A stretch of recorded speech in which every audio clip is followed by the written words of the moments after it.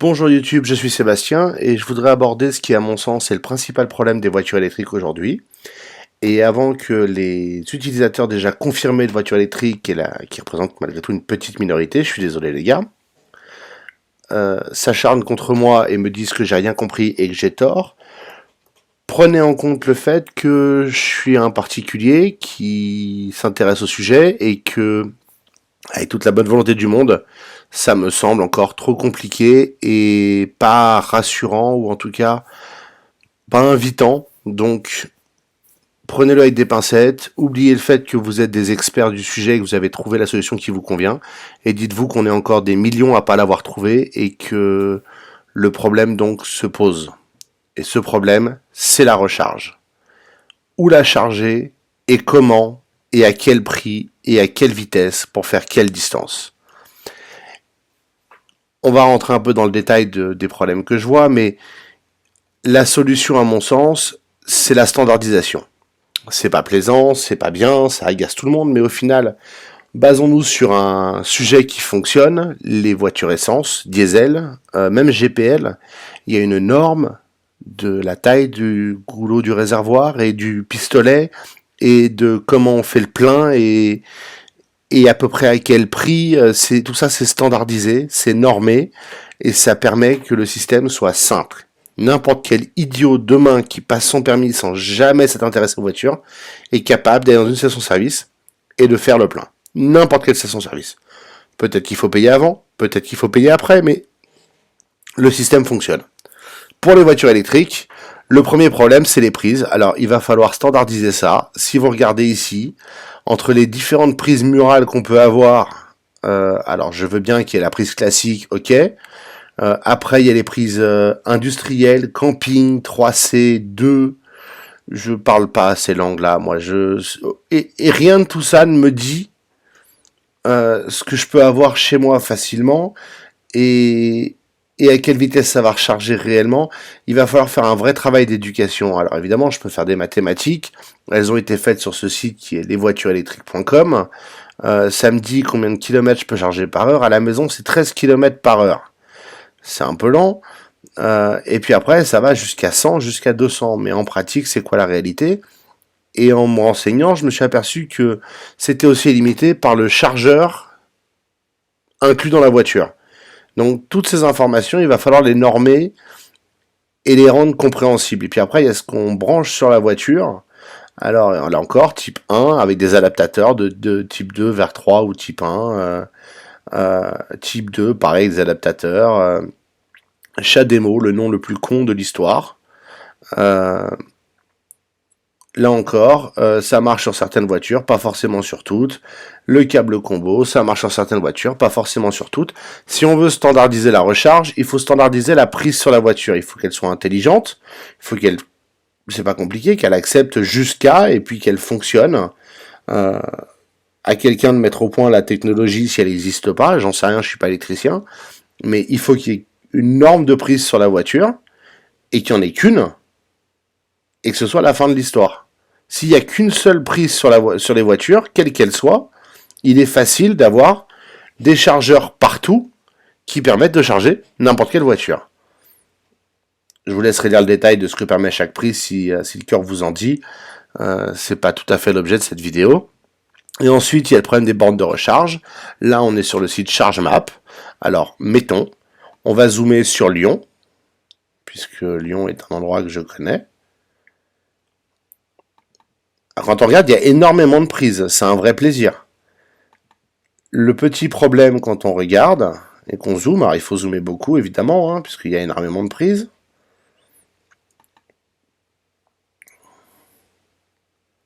Voilà, il y a plein de prises, mais il faut s'inscrire évidemment. Marchand, j'ai déjà un compte. Après cet incident technique, je vous propose de continuer. Le logiciel d'enregistrement est quitté inopinément. Donc on est toujours à Lyon, et on regarde des bornes, et on s'aperçoit que là c'est LPA, que c'est à nouveau incompatible. La recharge est gratuite, mais il faut s'acquitter du stationnement. Très bien. Prenons un autre truc. Qui charge à son rythme, hein, faut pas s'enflammer. un nouveau Bluely.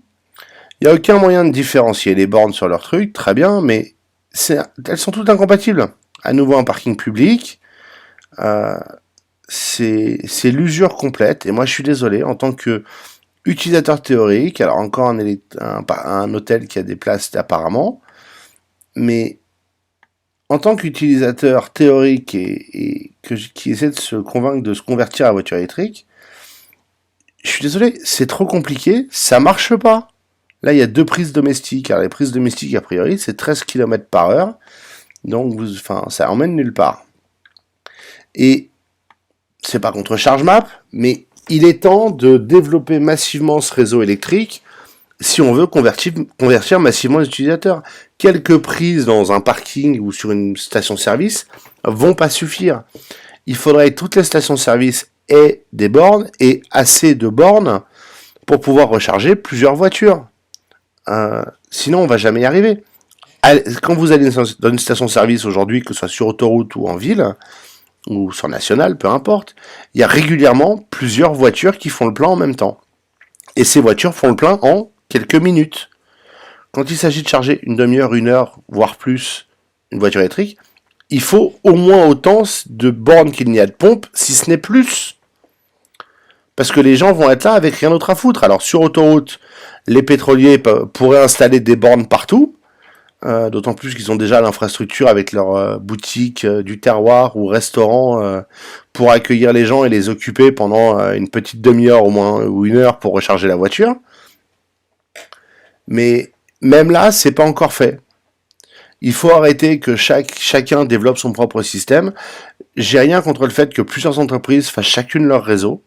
Par contre, il faut que l'Europe, a priori, puisqu'il n'y a que eux qui peuvent le réguler au niveau européen, disent et se mettent d'accord avec tous les constructeurs et tous les réseaux de recharge et les producteurs d'électricité. Ça, c'est la borne. Ça, c'est la prise qui sort de chaque borne, quoi qu'il arrive, y compris Tesla. Je suis désolé les gars, mais il est temps de... Et la norme peut être celle de Tesla. Ça me gêne pas.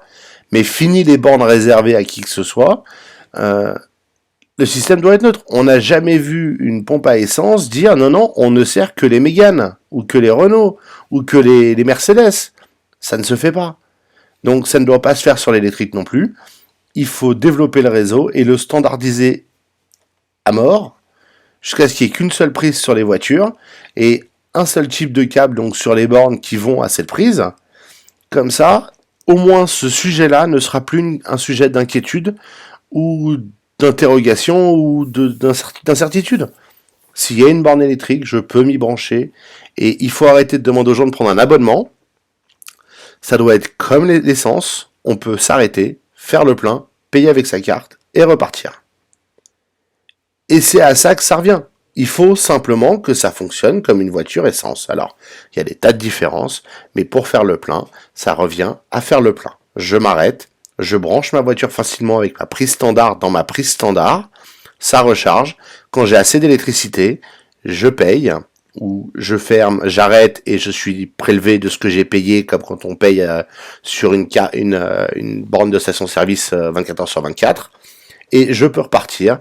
J'ai pas 10 cartes d'abonnement avec des services différents et des tarifs extrêmement différents d'une borne à l'autre.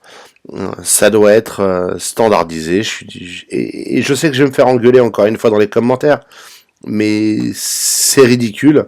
On se croirait au Far West des normes à nouveau. On va nous refaire le DVD contre le Laserdisc, la VHS contre le Betamax, l'iPod contre le Zune de Microsoft.